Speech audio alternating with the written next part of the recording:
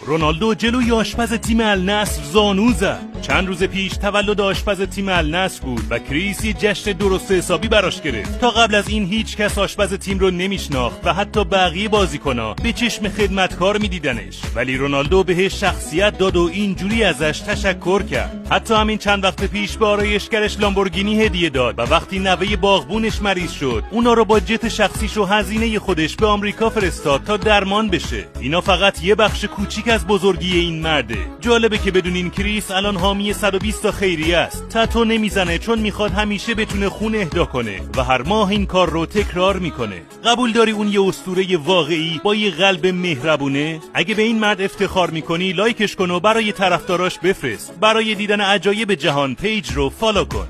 رونالدو جلوی آشپز تیم النصر زانو زد. چند روز پیش تولد آشپز تیم النصر بود و کریس یه جشن درست حسابی براش گرفت. تا قبل از این هیچ کس آشپز تیم رو نمیشناخت و حتی بقیه بازیکن‌ها به چشم خدمتکار میدیدنش، ولی رونالدو بهش شخصیت داد و اینجوری ازش تشکر کرد. حتی همین چند وقت پیش به آرایشگرش لامبورگینی هدیه داد و وقتی نوه باغبونش مریض شد اونا رو با جت شخصیش و هزینه خودش به آمریکا فرستاد تا درمان بشه. اینا فقط یه بخش کوچیک از بزرگی این مرده. جالبه که بدونین کریس الان حامی 120 تا خیریه است. تتو نمیزنه چون میخواد همیشه بتونه خون اهدا کنه و هر ماه این کار